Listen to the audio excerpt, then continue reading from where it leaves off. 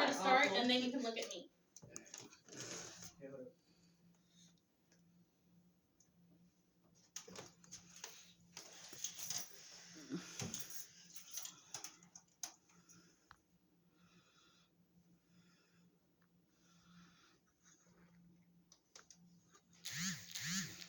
Who am I is a question that many of us might ask throughout our lifetime. And throughout our lifetime, we will discover the answer to that question using some method of self-discovery.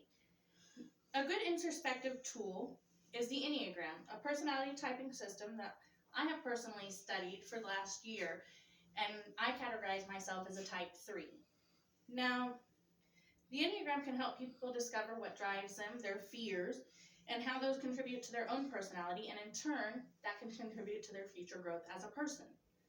Now, though there is a wealth of knowledge to learn from both about and around the Enneagram, today we're just going to be doing a brief overview of it and how it separates them into three centers, and then into 3 types within each center. The instinctive center is the first among the types we will discuss.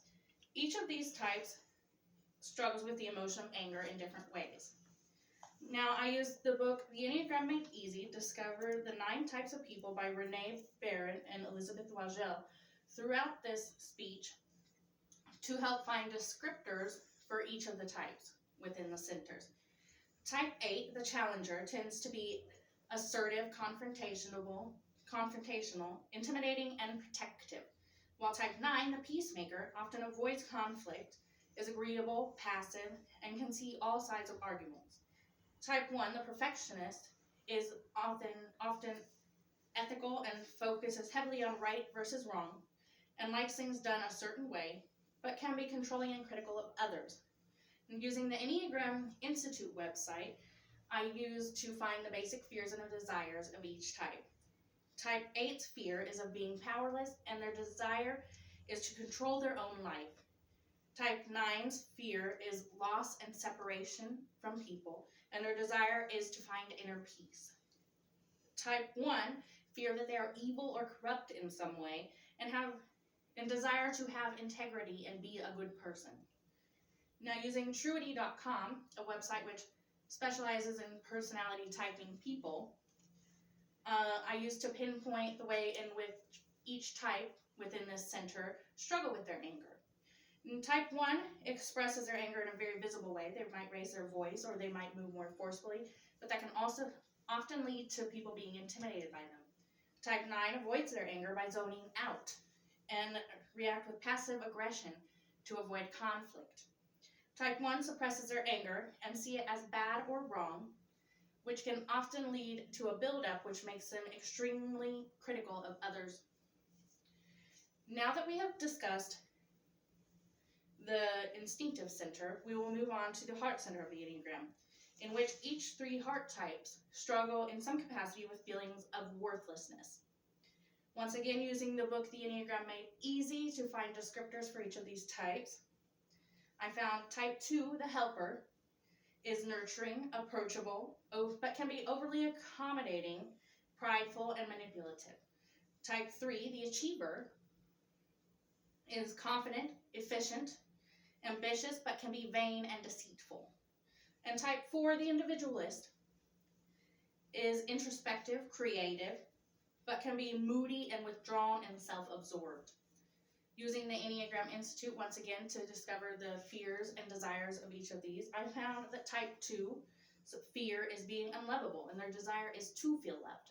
Type 3's main fear is that they are worthless, and their desire is to be valued.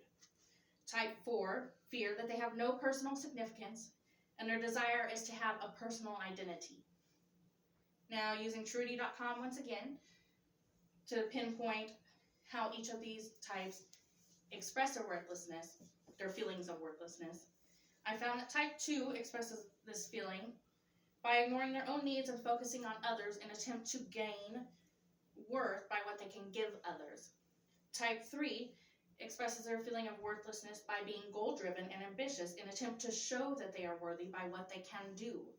Type 4 expresses their feeling of worthlessness by dwelling on their emotions and becoming self-involved in an attempt to create a self-identity so they feel significant. Now that we have a general understanding of the heart center, we will begin to discuss the head center and in which the three types struggle with fear. Type 5 is the investigator, and using the book The Enneagram Made Easy by Barron and Wagel, I found some descriptor words. They are absent-minded, insightful, independent, curious, and analytical. Type 6, the loyalist, is loyal, caring, responsible, practical, but can be paranoid and anxiety-prone and defensive. Type 7, the adventurer, is spontaneous and impulsive and charming, but can be unfocused, manic, and restless.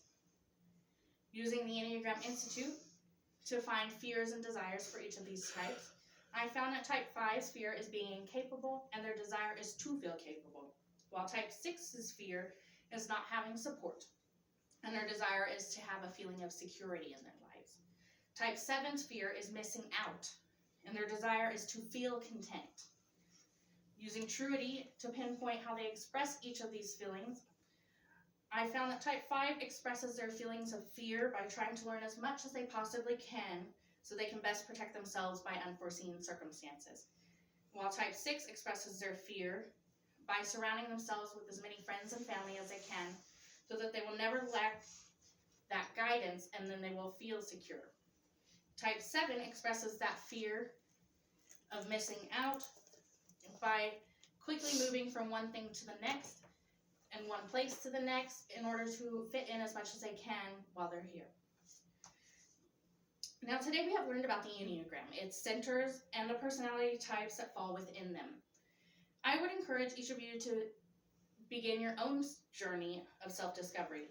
Whether you take what you learned here and use it, or you find some other methodology in which to aid your journey. If you are interested in finding out what type you are, Truity.com offers a free Enneagram test to help you gain an idea of where you may fall within the Enneagram. We can all benefit from introspection to help us grow. Thank you. Show everybody.